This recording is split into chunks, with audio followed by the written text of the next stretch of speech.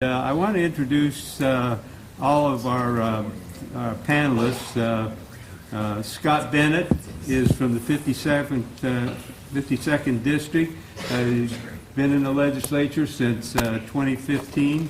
He has, as most legislators do, several committee assignments: agriculture, criminal law, gaming, higher education, labor.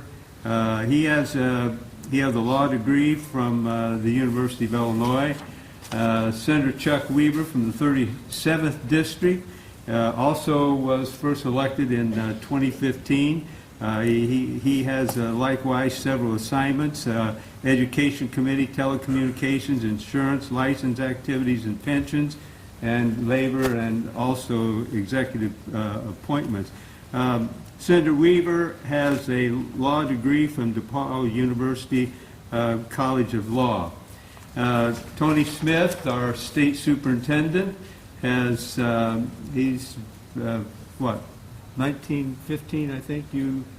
2015. I'm sorry. Yeah, it has felt like 100 years, actually. Thank you, Cal. Well, you're pretty good for 100 years. Okay. He, prior to coming to the state superintendent position, he was executive director of the W. Clement and Jesse Stone Foundation. He served in a variety of roles, as mostly as superintendent in Oakland School District, deputy superintendent San Francisco, superintendent Emory Unified School District. Tony has his bachelor degree from University of California, and while there he was competed and was a captain of the football team. He has graduate degrees from Cal, and he is married to his wife Kathleen, has two daughters, and they live in River Grove. So. Thank you, Cal. Yeah. Little family bio, I can tell you more. Please do. Okay. We're ready for Senator Bennett.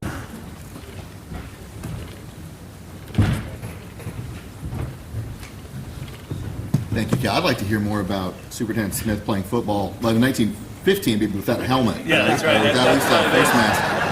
What was it like? What was Red Grange like? Good morning. I'm Scott Bennett. As Cal mentioned, I'm the state senator for the 52nd District, which is large portions of Champaign and Vermilion counties. It's my second time being here, and I'm honored to have been asked back. I was a little worried when I was walking over here this morning, thinking, I hope I don't repeat anything I said last year, but I typically find anyone who listens to me speak once don't voluntarily choose to do it a second year in a row, so I'm going to assume you're a new crowd and just go from there. I want to start out by just saying thank you to those of you who serve on our school boards.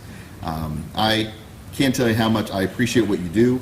I have, just as a parent and as in my role as a state legislator, I spend a lot of time communicating with school administrators and school board members. I've got about 14 school districts, 22 towns in my district.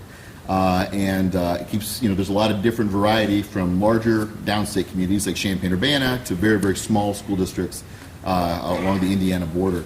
And it's a good, I think, breakdown for that. My wife has a PhD in education. She's been really getting involved now as our kids get in school, and she was just saying to me maybe a year ago, I really think I might want to run for school board. I'm like, let me stop you there. You think my job is tough, and she does. Know that we're gone a lot and get a lot of criticism, all that. I'm like, the only job I can really pick out right now that I know is a much more difficult job as a school board member. And certainly, I just want to tell you how much I recognize that and tell you how much I appreciate what you do.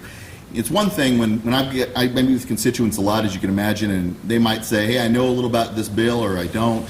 But everybody went to school, so everybody's got an opinion on everything you guys do, and how it was back in their day, or back in Tony's day. So good. That's a new thing. I like it. With the one-room school. See, that's nice, because he's, at least he seems a lot younger than all of us. So that's fine. We'll just keep that theme going. But I digress.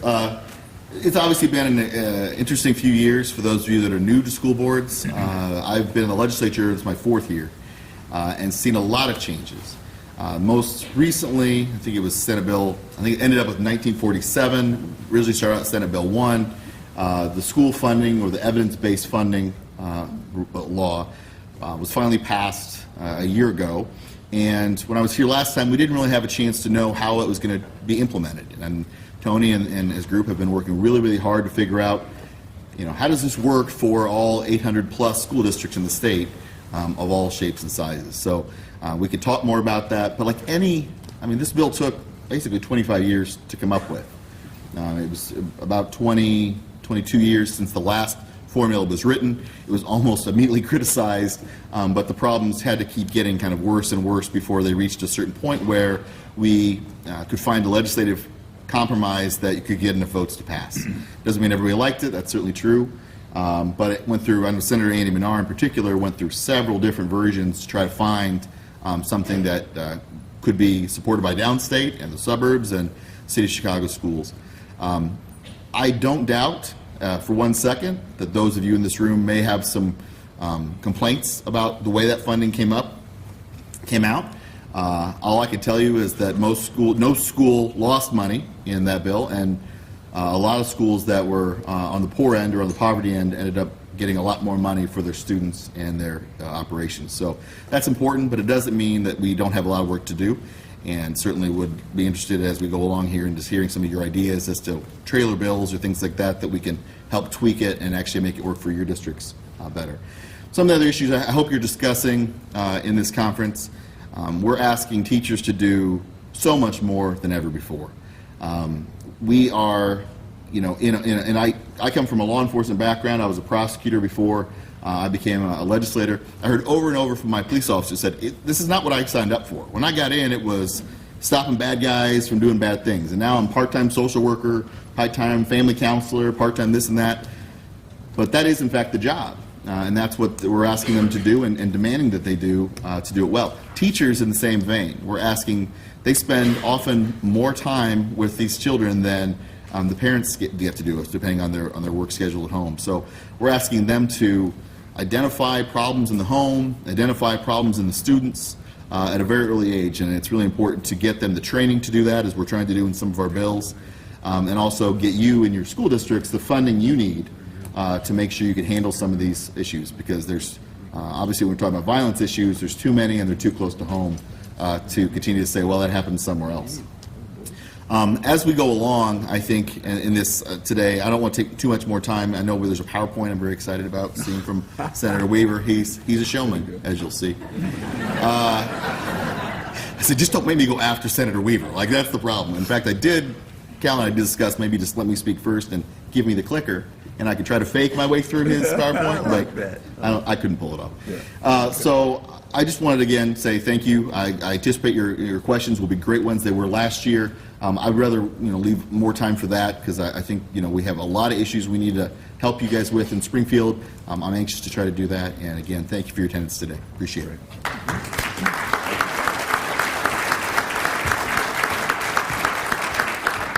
I've never been called a showman to my face. Now, maybe behind my back a few times, but thank you.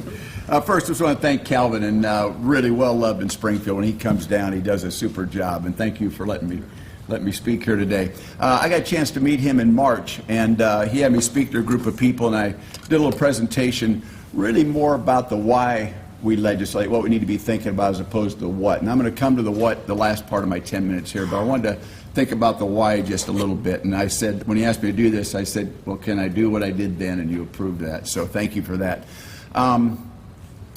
We've got a lot of challenges in our state. How many of y'all read the book, The World is Flat? You got it. About 20 years ago, read that book, and it changed the way I look at our society and our country. And maybe just start really thinking about how we have to be very effective. And the primary issue is what's happening with global competition. Now it's more about even robotics, on how they're really damaging and affecting what's happening with our workforce. And you folks are the workforce people. So I wanted to kind of just show you a couple things, get your mind around big picture stuff. And this is the why we better be smart about legislating before I get into the what we want to do. This is a chart I use every time I speak to people, because if we are not understanding the dynamics of what's going on in our country, and the next chart's about our state, we're really not on top of what we need to be thinking about in Springfield. This chart shows every recession since World War II. And I'm sorry for you folks over here. That line on the bottom is our current, the recession we just came out of, and everybody knew that was a big, tough recession. But the reason I show this chart is something very interesting. That red line is the last recession. The kind of brownish line just above it is the prior recession. And then the black line just to the left of that is the recession before it. This is a really good indicator of what's happening with our workforce. Everybody here, we have John Deere and Caterpillar in my district. Everybody here knows what used to happen in recession workforce. You got laid off, you came back to the same piece of equipment X amount of months later. In fact, typically about 8 months after it hit the bottom. Today what happens, when you walk away from that job with a layoff, there's a very good chance the job goes out of the country and is replaced with a robot. Okay? Now, why do I think that's so important? I'm going to talk about what we need to be focused on and some career stuff in just a second. Next, this is our state of Illinois bond rating. I know one of the things you want us to touch on is pension issues. Result of pensions, our bond rating went from AAA in 1982 to BBB minus today. I'm pleased to see, I'm discouraged about a possible graduated income tax. I'm pleased to see that if we get one, Governor Pritzker says he will use that and put all those dollars into pension reform. That would be tremendous if that's how I use that. Now the key is those dollars don't come in, other dollars go out. It's got to be new dollars on top of our pension solution. So that's encouraging, but this chart is not. Last thing, I just ran into this about 3 months ago. The number on the bottom are high school kids aged 16 to 19. In 1980, 45% of them were working. 1990, 43% are working. 2016, 30% of working. These are the kids you guys are preparing for the workforce. And think about this, if they are not working by 19, how often are they going to be underemployed and unemployed later in their life? So now, that gets me just a couple things. I think as legislators, there's two things we get to do. We get to do things in the job, constituent service and legislation, but we also get to do some things because of the job. We get a great opportunity to hear a lot of different stories. I've got two best practices I want to share before I get into legislative stuff. Illini Central is, I think, dialed in. They're not in my district, but I've heard about them and I've been talking to them. They are dialed into career preparation better than any other school I've heard about in the state. And a very simple concept. And you folks are the ones responsible for making this happen. We don't legislate these things.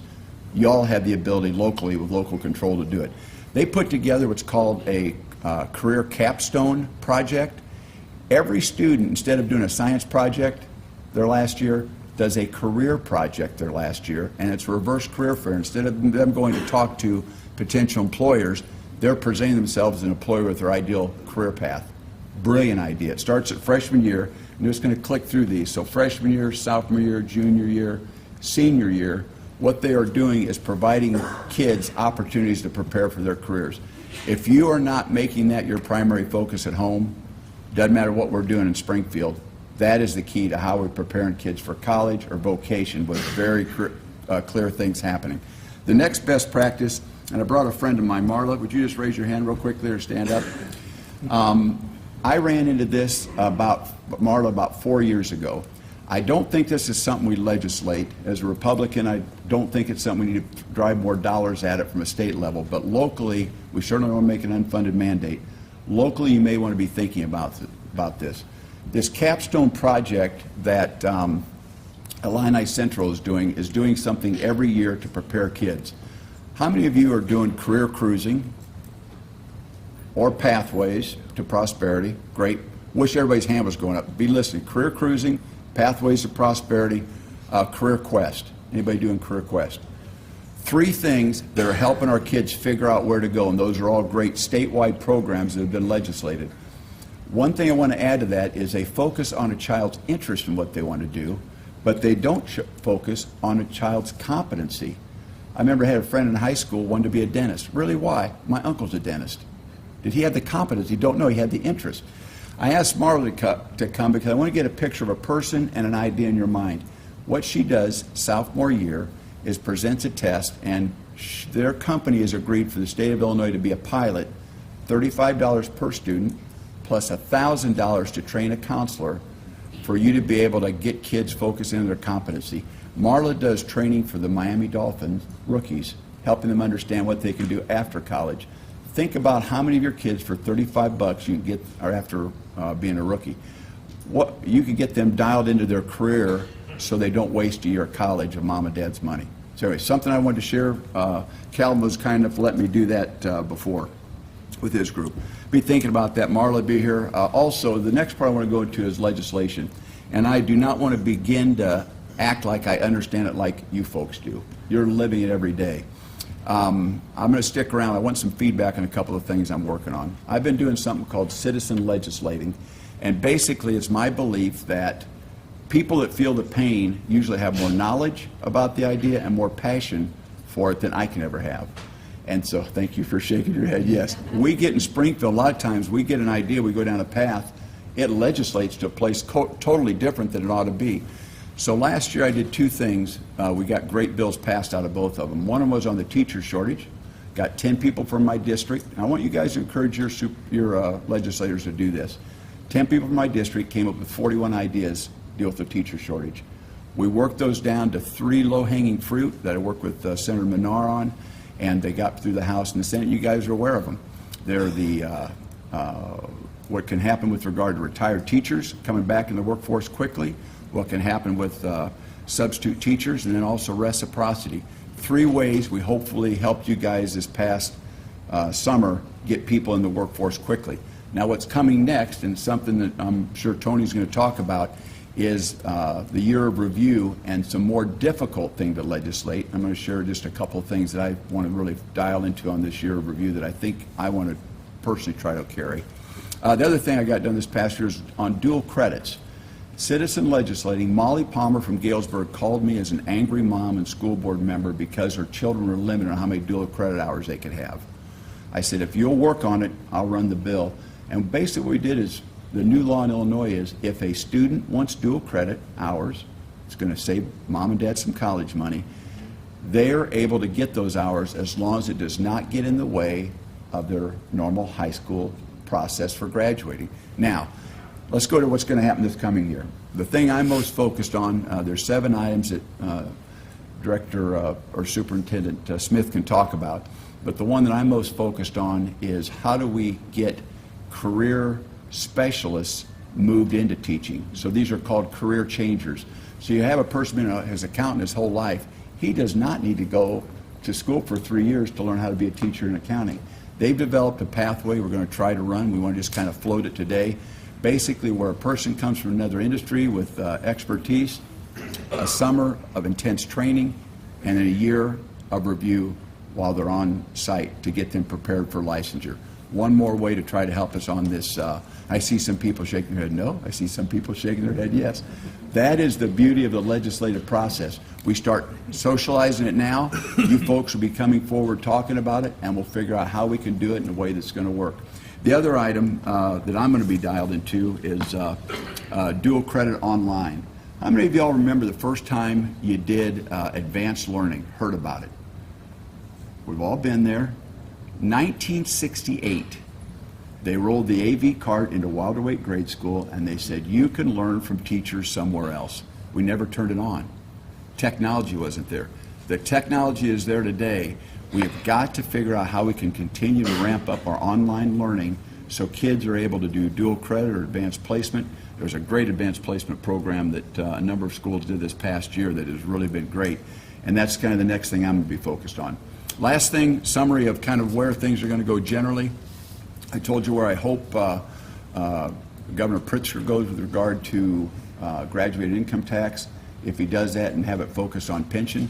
Capital bill will probably be the biggest thing you're going to hear. There's 2 numbers I hear floated, $37 billion on road infrastructure, possibly another $13 billion on more vertical infrastructure, probably funded through a gas tax. The other item relevant to you guys, question about how we're going to look with regard to our budgets happening. I think budgeting will be very simple going forward. The Democrats have complete control of both houses and the governorship. They're going to put their plan together. I think you should not have anything like an impasse that we had in the past. The one thing I do hope is that I think Governor Rauner did a good job of, $350 million a year he added to education. That's supposed to continue.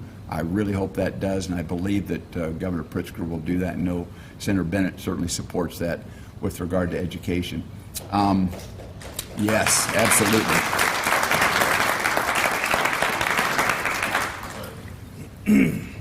Oh, just last thing, mandates. We've really got to understand. I think folks on our side voted against every mandate that came up, except there was one day when we voted in favor of 2 because of some political problems that were going on. But we've got to really stay on top of that, the no votes on mandates. You guys understand things locally better than we do. Your teachers do, school boards do. We need to leave that pressure to you. So thank you very much for letting me be here.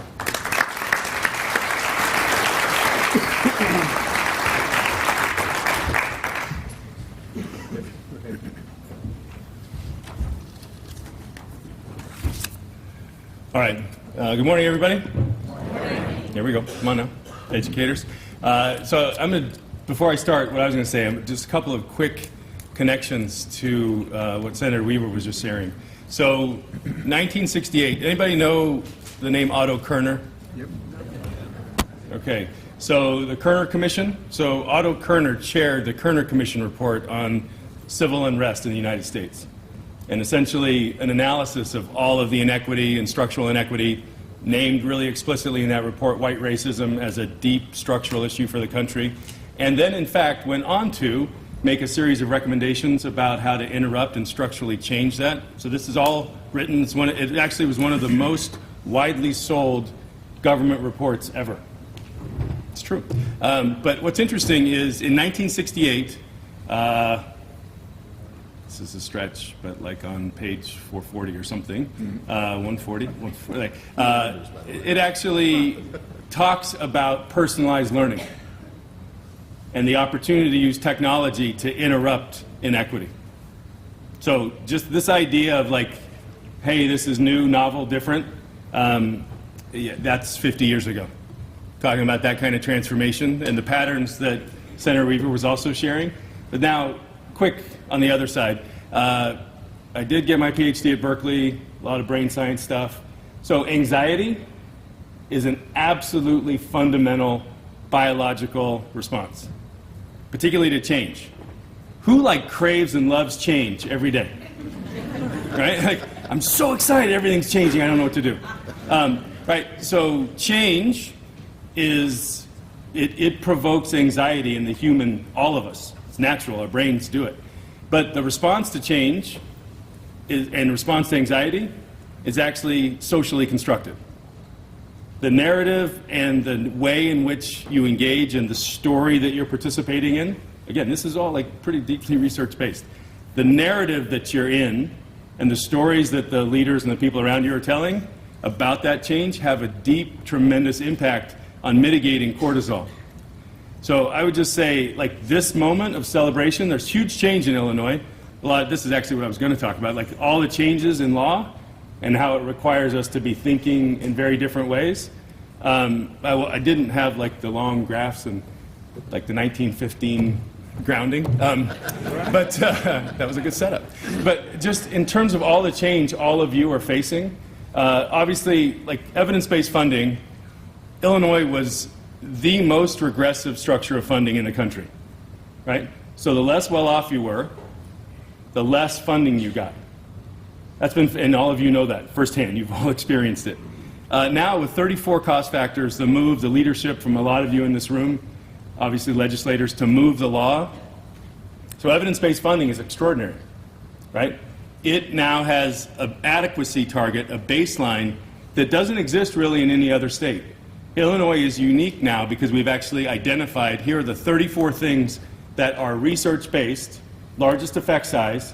If you do them, your kids will make at least a year's growth in a year's time. But also Illinois deeply respects subsidiarity. People closest to the work are best positioned to make decisions about how to do that work.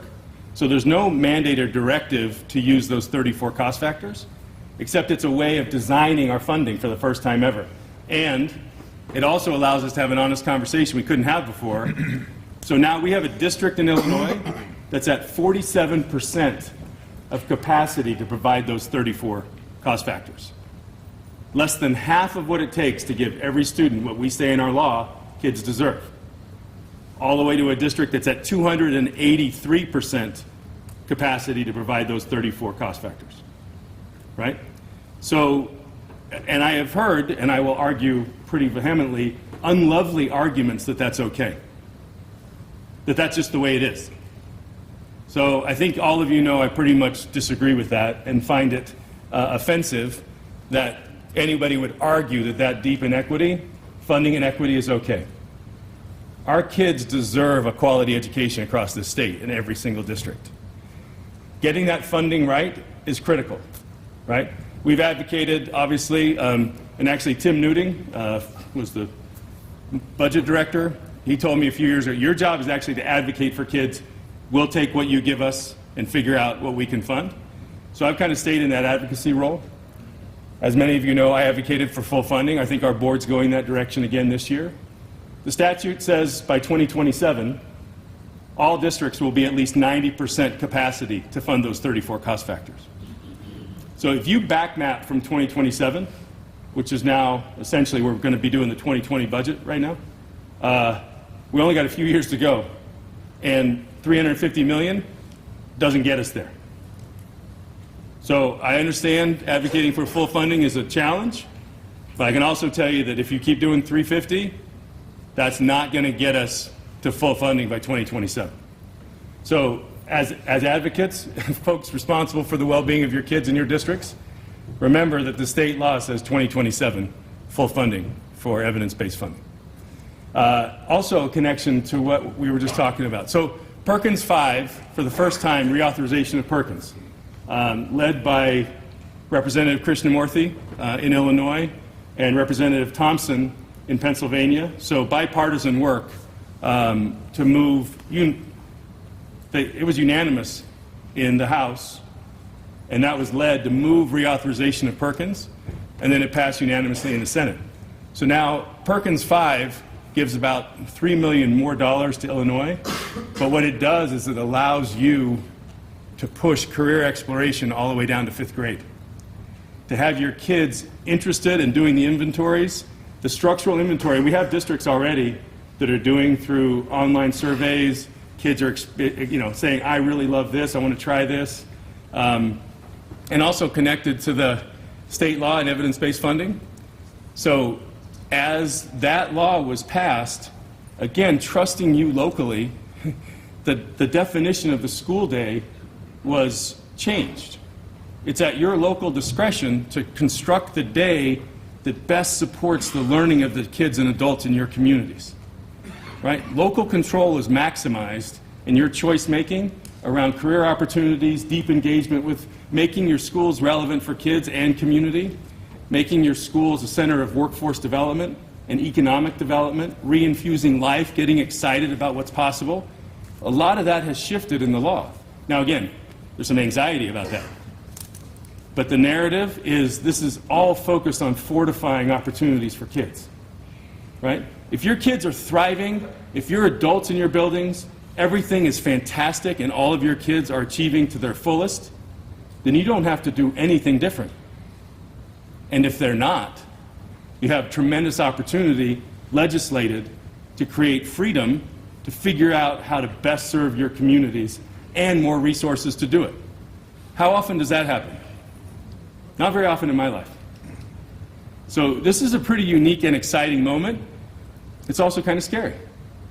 So how do we go about doing that? We're also facing, how many of you have open teaching positions in your districts? How many of you have trouble getting subs? Right. We got about 3,000 open positions in schools across the 852 districts in Illinois. Just over 1,400 of those positions, that goes for nurses and IAs, counselors, just over 1,400 open teaching positions. So right now, every day, as we struggle to get subs, we got classes that are over full. We got principals who are scrambling. Principals are saying, I can't manage this day again. Like, how am I going to do this? I'm trying to balance. You got teachers who are, by their good grace and care for kids, like say, yeah, I can take, but at some point it's going to stretch and break our bargaining agreement. So you got stress on administrators, stress on the board, like all of these really deep problems connected to our lack of teachers. And then on the other side of that, the teaching force that we do have does not match the demographics, right? So we have about, at this point, we have over 52% of our students in Illinois are students of color. Over 50% of our kids are low income, right? The teaching force is still roughly 85% white, mostly female. So this idea of having a workforce that maps the demographics, but it's not just about that. It's about lived experience. It's about having teachers of color in classrooms all across the state.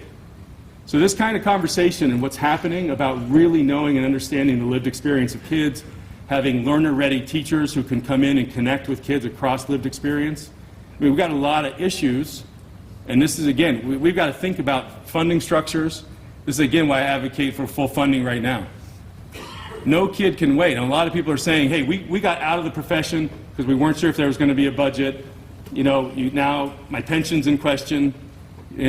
Tier 2, like this whole thing, like I pay 9 to get 7, that doesn't seem fair. Now Tier 3, like you can have multiple, like our pension system is disincentivizing people from getting in the profession. Pay scale, disincentivizing. The broader narrative about how terrible public schools are, disincentivizing people. So back to this narrative, we've got to tell positive stories. You guys are doing amazing work. It's also part of why the agency, we are part of our accountability system. We're using federal funds to really focus on the positive stories. Amplify what's good to get better, rather than attack and assault what's bad. If all you do is tell people how bad they are, after a while, I don't know if any of you have been coaches, but if all I tell my kids what he can't do, pretty soon I've shut down that kid's talent. If I talk about what they're good at, strengths-based, here's what you're good at, you know what, you got to take a 6-inch step, you got a great powerful first punch, offensive lineman, first punch, quick set that guy. When you take that long drag step, you're giving up your shoulder.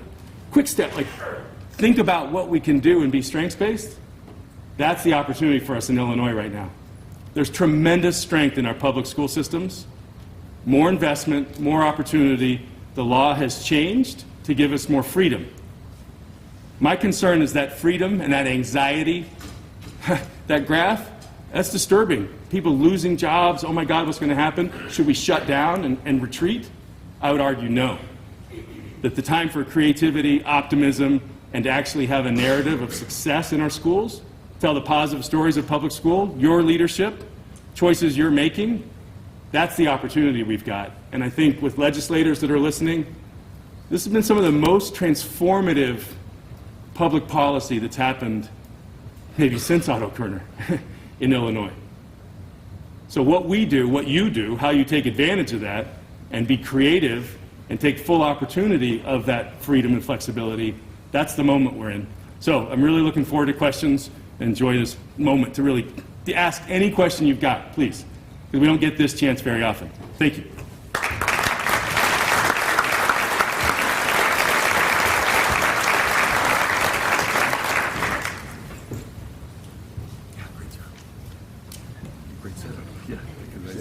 Thank you to all the presenters. How about questions now? Microphones or where? There's one over here. One over here.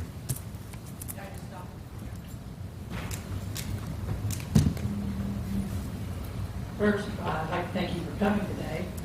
It's probably pretty scary to get up there and then you have to answer questions that you have no clue what's coming.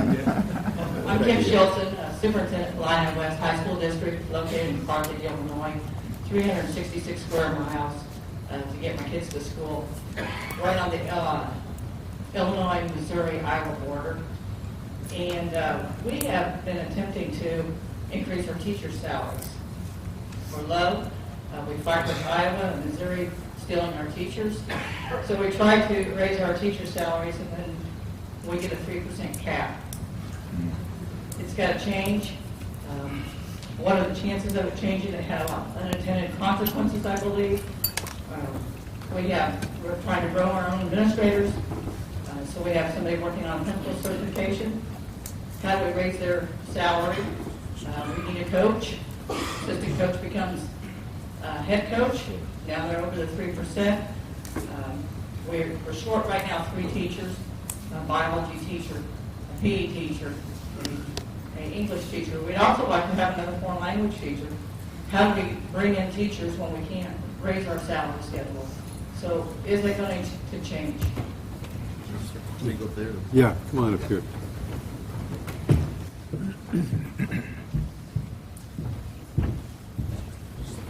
It's just limited. It's just a matter of time before I just go right off those stairs. So I'll do my best here. But all right. So excellent questions. Let me talk about on 2 issues. One, the salary itself. Right. There was a bill Senator Menard put forward this year that passed the legislature, was vetoed by the governor, that set a minimum salary of $40,000. Now, many of your school districts, many of my school districts, already pay over the $40,000. Though I did get a lot of calls from my school superintendents about this. Here's the problem with this. I think most of us recognize right now the minimum salary for teachers is in the law is from like 1980, early 80s. It's like $6,700 in thereabouts. We recognize we're going to have to raise that salary. The flip side is we can say whatever we want in Springfield. If we're not giving you guys the money or helping you guys figure out the mechanism, then what is it doing? The other thing is, while I did vote for it, I would point out most of the criticism I got about that were from my school superintendents. Now, if you think state legislators are overpaid, I don't think they're overpaid, by the way, superintendents, but their salaries are very high. You know it, you pass their contracts. But I told many of my school superintendents, I have a hard time hearing from 6-figure educators that tell me $40,000 is way too much money for a starting teacher. I need to hear why, and we need to be talking about that from school board members, and what does that do to your district?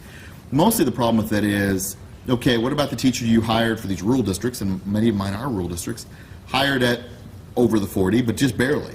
And now you've upended the structure without really any thought to it. Well, we'll just start everybody at 40.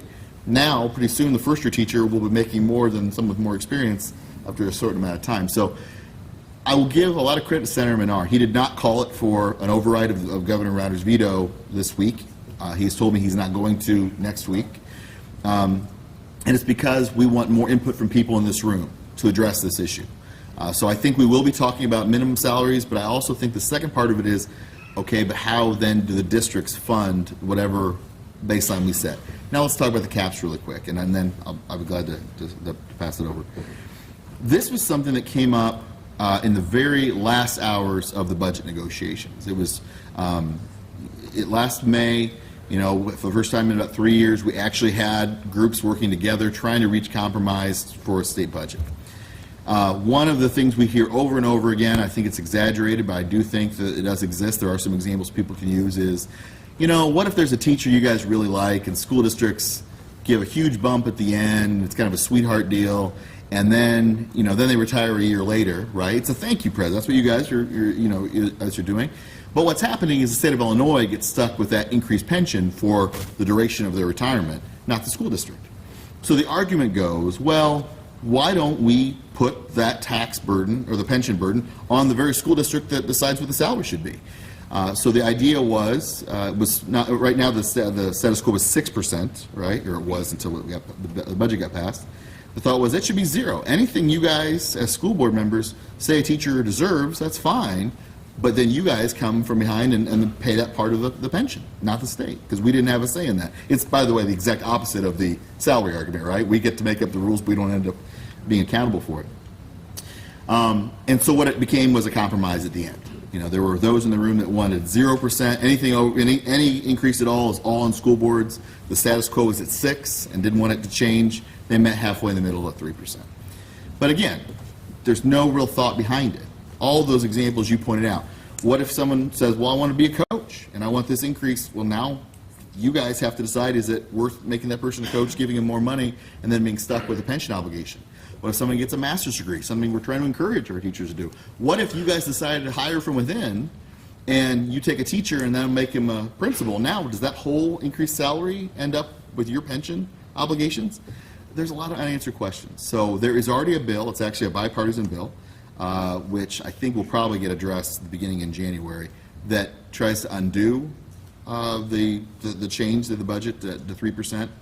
I don't know if it'll pass or not. What I think will definitely happen is we will create exceptions for these issues. For the obvious things that I think most of us recognize, this is not a sweetheart deal, this is not trying to get around some kind of pension obligation. It's simply recognizing there are those who work above and beyond. Every district has them. We want to reward that behavior and deal with that and not be punished for it or discouraged from doing that. But I think the argument goes, those particularly in wealthy school districts have said to us, well, school districts just know that that's how it is. I mean, there's many schools already, maybe you're in this room, that already give raises over 6%, and we just go ahead and budget that we're going to take the pension stuff beyond that. Well, I represent a downstate district. My districts don't do that. I don't know if many of you do have the money to do that. So I think we have to start from the premise that whatever we set it at is largely going to be the ceiling that these teachers are looking at, and then make something that actually works. But again, it's going to take input from people in this room and our school superintendents. I don't believe that the 3% is a bump in salary to affect the teacher's retirement system. That's not what it is for the local small rural school district. We're trying to get our teachers' salaries up where they should be so we can be competitive with other states. And that 3% limits us to not being able to raise those salaries where they need to be. In Hancock County and West Central Illinois, it's pretty common for teachers to be making $32,000, $33,000 per year. So that's quite a bit below that $40,000. So we're trying to take the local initiative to raise that up without the legislators having to pass a rule mandating that $40,000, and you've taken that ability away. I agree completely. Thank you so much. Thank you. I want to stay on this for a second. I started on school board about 25 years ago, and we had a 5+5 program. Folks know what it was? 5+5? And I went to my superintendent and I said, wow, we can't afford to do this. And he said, the state pays the pension. I said, okay. And I agreed to it on spiking, right? And later I thought, wait a minute, we're the state. Right, because it was a wrong structure at that time. It put all the pressure on the state to relieve a local problem. So that's the reason why this is in effect. It went down to 6, probably a good idea. This move to 3 may be too much. So there's probably, and you just taught me something, ma'am, wherever you are, I want to come back to. 3 things I want to say. First, there will be a bill probably going back up to 6. Second, I've got a bill already drafted that within the 3, there's 3 areas where you can go beyond 3 if it's for legitimate reasons. But what is not dealt with in that bill is this question of the spiking was in place to get high-paid teachers out of the system. State picked up the problem, and then you could hire cheaper teachers in at the bottom. What you're talking about, ma'am, is how you're moving your whole system up, and we need to be talking about what we can do above that 3 for people early in the system, and that really has not been part of the conversation. So that was really a great education for me. Thank you. Tony, you come on. Okay. Totally support what you say. We've been talking about it. Okay. Other questions? I'd like to take a question. Can you hear me all right? No.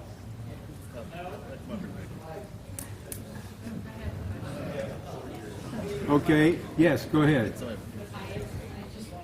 First of all, I'd like to say thank you as far as moving forward on bringing professionals into the system, to professional accountants, welders, electricians. I've been wanting that for years. Thank you. And so thank you for that. In our district, we are trying to bring more tech into our schools.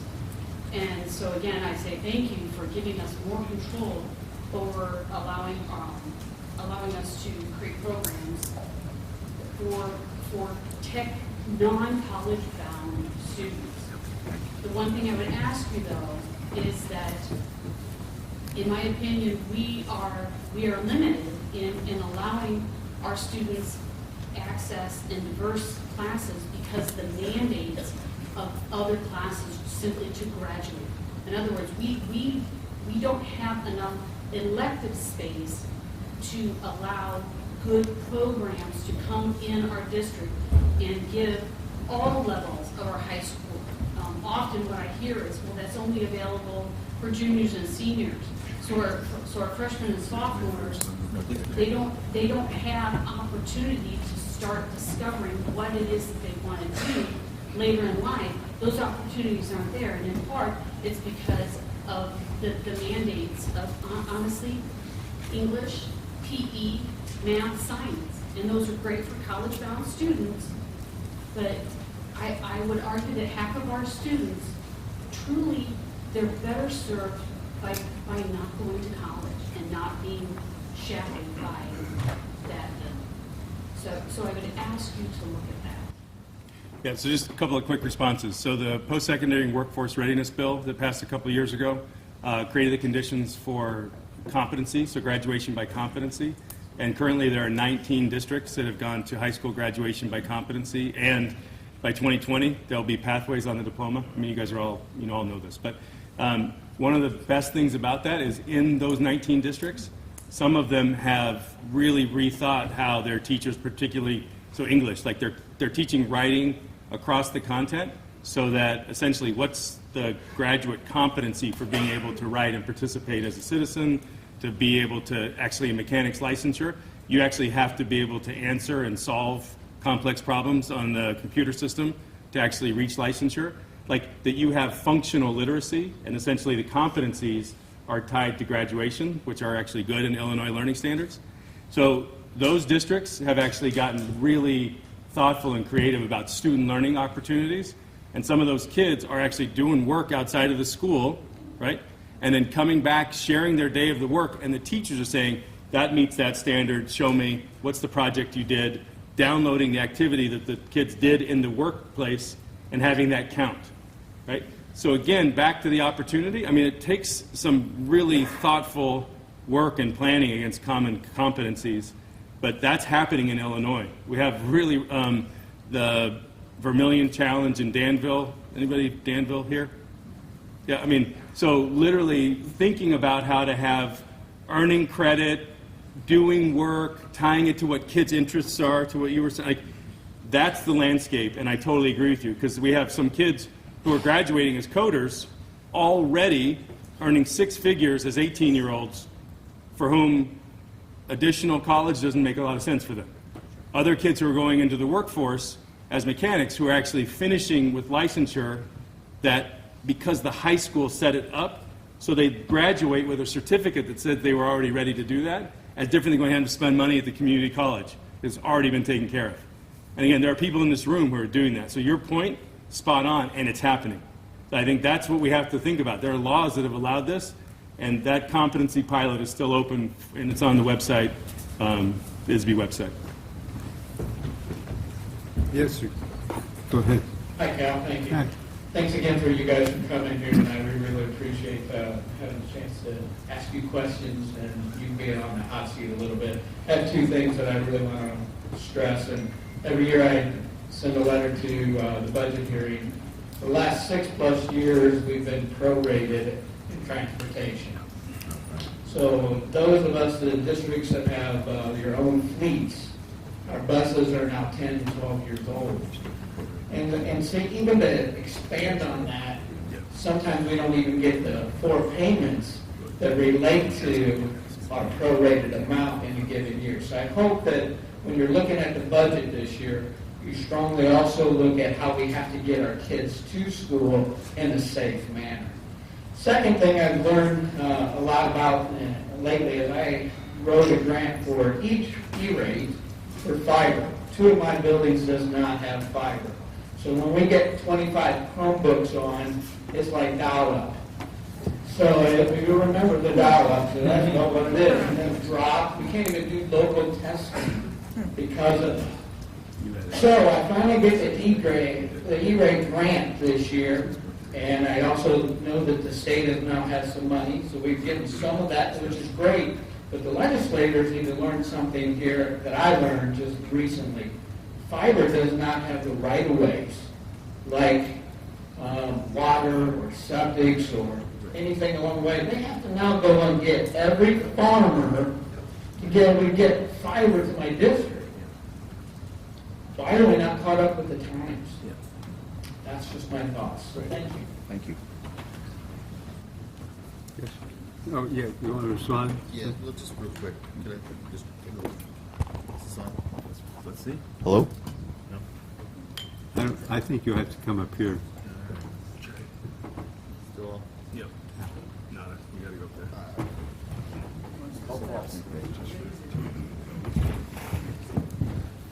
This no longer seems worth it to my response to that. But I was just going to make a comment about that. One, I didn't know that. I'm going to guess it has a little to do with farmers' rights and Farm Bureau, and that's something we should probably be discussing as we go from here.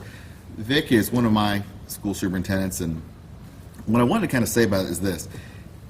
We talk quite a bit, and he contacts me, and we've talked a couple times this year. And as I said, I have 14 school superintendents. Those of you in certain districts, because of the density of population, a state senator may only have 5. If you're a school board chair, or if you are an active school board member or a superintendent, and you don't have a regular contact or the cell phone number for your state rep and your state senator, you should. And so that was just one of the things I was going to say. Certainly we get the letters, and you can imagine the letters we get, coming in, and hopefully if we've got good staff, they put the right ones in front of us. But a letter that comes in after I've already got a text from him or a call from him and say, hey, this is a really big deal for kids in your district, that makes a big, big difference. So I just wanted to encourage that. I saw somebody who's been very active and want to encourage you to be just as active with your legislators as well. Good. Thank you, Senator. Real quickly, 2 numbers there. We were requesting $5 million to get this expressway, super broadband expressway done, and up with 6.3, is that what you just said? That's right. And second thing, here's the dilemma on the cable, and you're exactly right, we don't know how to solve it yet. They slice it in, and they cut field tiles for farmers. So the Farm Bureau, very strong lobby. We got to figure out how to get that to where the guys putting the fiber in are willing to make sure they're on top of not cutting field tiles. So that's where the issue is on that. Yes, sir. Thanks, Cal. Good to see everybody. Dr. Smith, good morning. Senator Bennett, good morning. A shout out to Senator Weaver before I throw my couple cents in. Senator, thanks for getting me an ear and a chair at the table Tuesday at the Senate Education Committee for testifying. Good job. Can't thank you enough. You didn't have to do that. You had to talk to the chair lady. She was gracious. Thank you very much. You didn't know me that, but I really appreciate it, and publicly wanted to thank you for that. Secondly, before you get too far, when you start thinking about how we're going to make Illinois the greatest state in the union financially, please consider that's the ultimate goal. I mean, there has to be an ultimate, if you're going to be a bear, be a grizzly, so let's be grizzly. So the bottom line is that if when you do that, please consider when we get to pensions. And it's a drain. We understand the annual bill for the administration. You get it. We all know the history. Okay, very important to know your history. So we understand how we got here. So when we're looking at how we're going to figure it out so that we can free up dough to do the things we want to do, not only education, but healthcare, I mean, the whole gamut. Let's really consider what any type of cost share for pension. When you start considering how to do that, I know the governor, and you guys have Governor Pritzker, he's talked about the graduated income tax. I think one of you referenced that already, if that does come to pass. Please understand what that type of burden will do to the school board members who are running school districts across Illinois. Consider that along with the great work that you've done with the evidence-based model system. You've done such awesome work there, because I can tell you right now, Cal and I can remember, and I think Dr. Smith will remember, especially his first year here in this meeting, when he came to Illinois, that the contentiousness in this room asking questions was ridiculous. And I would come up here and say, that's great, guys are wonderful, but not good. And you remember that Cal, Dr. Smith, you remember, now what? We're having a lovely conversation about things because we partnered up. Dr. Smith has come in from the State Board of Ed. You guys, working in your legislative district, senators and representatives, we're partnered up, man. We're doing great work. So now, when you look at the pension system, we get it. There's this amount of bills, this amount of bills, and this amount of money. So we get it. Please consider what that means. The last thing, because it's going to mean something to every school district. To me, it's about $350,000 in my dinky little district in between Danville and Kankakee. The last thing I'm going to tell you is, when you're thinking about that, and you're thinking about should we let schools somehow tax that, should we not, how do we do it, please do something or another to look at the following. I know you guys get hammered hard by certain news organizations that we just talked about with Dr. Smith at the at the advisory board, which, by the way, that was a revelation, Dr. Smith. I did not know that. That was my biggest takeaway that day. Was just because they say stuff, it doesn't mean it's true. So, and I hope parents can please do something. I don't know who does this. If someone, and we keep talking about property taxes, could we look at the entire tax burden of Illinois people and see where we rank? I think you're going to find we're not 49th or 50th. Okay? Because, as you know, government's got to have revenue to run themselves. So if they're not, how are they doing it, and how are schools doing it? So I just, more statements and a huge thank yous for what you Great. Thank you, and thanks for your testimony today. Great job. I want to touch on cost shift for a second. I'm 62, business guy, been at this 3 years, and if I can't say it, nobody can say it, but we got to say it. Here is the problem with our pension structure. When you leave here tonight, you can call me an idiot, okay? But the reality is, unless the decider is the payer, we'll never solve it. If the decider is not the payer, we'll never solve it. Now, that chart is all about one group of people got to decide on a pension, and another group of people got to decide the pension. We got to fix that. So, cost shift is what that's called. I'm not saying how we do it, but we have to be open-minded to the reality that we will never fix our state until we figure out how to get the decider to be the payer, and that can be going either direction. So I might have made you angry, but go home and process that concept, because that's what got us here, and somehow we got to fix it. Thank you. Thank you. Just real quick on the property tax grant relief. So 50 million set aside, right? So there's 50 million. Now, the thing about this is that the threshold for the level of property tax won't get set until everybody applies. And if people in your community show up, and that list will be public, it's public dollars, so the list of who applies for property tax grant relief will be a public list. That last date for that is January 7th to submit. If people in your community show up and say, why didn't you petition for our local property tax grant to be relieved, you're going to have to deal with that. I would encourage all of you to look at that.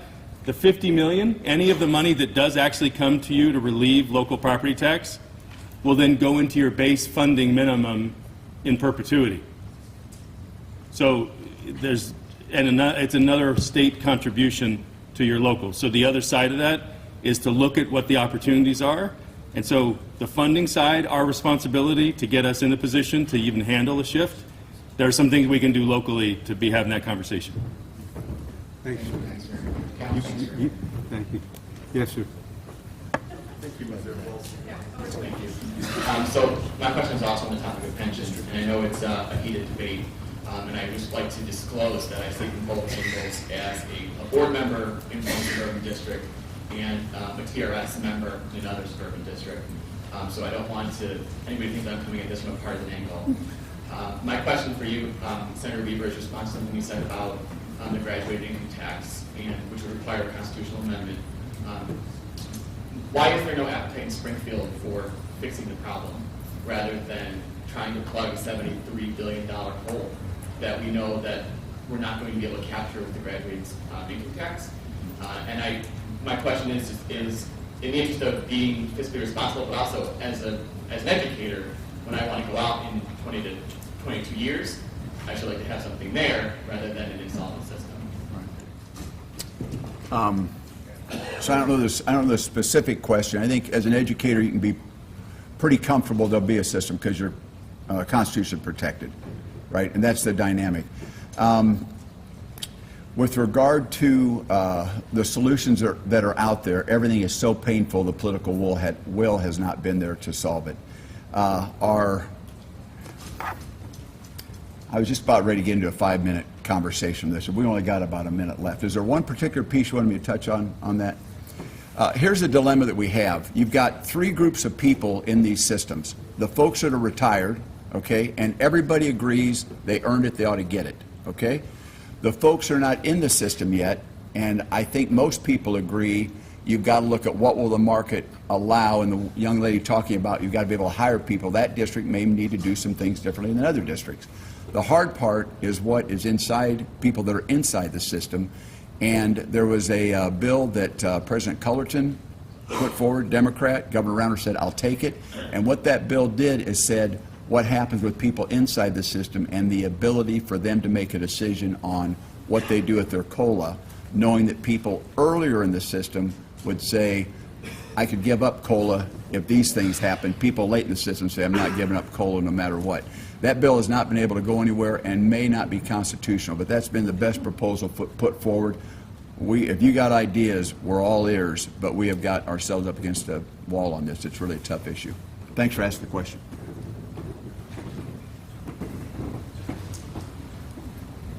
I know we're late, so this one might take more time than you want to take, but I'm Let's coming try like it. as a suburban board member, okay? But I've been on both sides of the bargaining table, and I just heard about the 3% was bad legislation. I don't care where you are in the state of Illinois, that's one thing you'll get agreement on. It wasn't attacking the problem, it was attacking the symptom, okay? I think that was just mentioned. We, in the suburban area, I get to pay, I have the honor of paying about $7,700 for a 1,300 square foot townhome, okay? And my fellow citizens don't like the high property tax. So when I sold the equal funding bill, the funding was to do educational things. So I'm going to go back now and tell them, not only are we in need of some more money now, it's because we're going to have to cap our pensions and our salaries at that 3% cap. My salary schedule has steps within the current structure that include in the encouragement of pursued educational excellence, higher than 3.5% steps toward the end of teacher salaries. Okay? So we're going to have to take them off the schedule, which traditionally is a battle of cultures, and you're just shifting more political problems with us. When I sold that equal funding to people who listen, it was because we believe in every child deserves that. But they don't want to keep sending money where they think it's not producing for their local kids as well. So I understand, and I've worked on enough things in this state to know there is not equity, okay? But remember, we also have to represent our constituents at the same time. And that's all I just want you to remember when you try to legislate. I'm glad you guys get to do all the legislation. I really am. Thank you. Anyone want to comment, or should we just move on? Yes. So real quick, 2 quick points. When you shift the burden of pensions, give us the ability to pay for it. Will you please? Stop talking about, we know we need to fix it, but you put us in a horrible position. Every campaign, what literature do I see from both sides of the aisle? And I worked for Dick Ogilvy, a truly great governor who took this issue head on. But I see, I'm going to lower your taxes, your real estate taxes, from representatives, from senators, from people running for state office. Isn't it time for you to stop denigrating us, the local school boards, who have to raise those taxes because you don't yet? Thank you. Thank you. Yes, go ahead.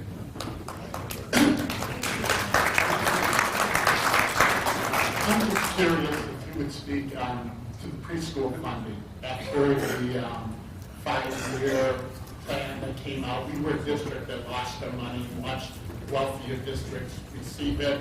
Just curious where you're at with that. Would you ever think about putting preschool funding back into the evidence-based so the local district would have that choice and not the state board? Yeah, awesome. So that's a great question. So 2 things. So the professional review panel, which Senator Weaver sits on, is responsible for looking at the changes to evidence-based funding.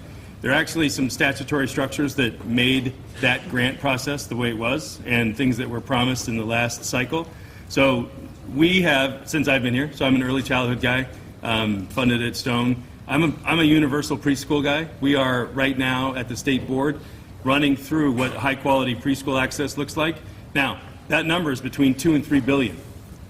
That is going to be a proposal that comes from the state board there was a hearing the other day, right? So really looking at changing the statutory structure in Illinois to consider universal as different than a competitive grant structure for early childhood funds in places of greatest need. It actually goes against the infrastructure of evidence-based funding.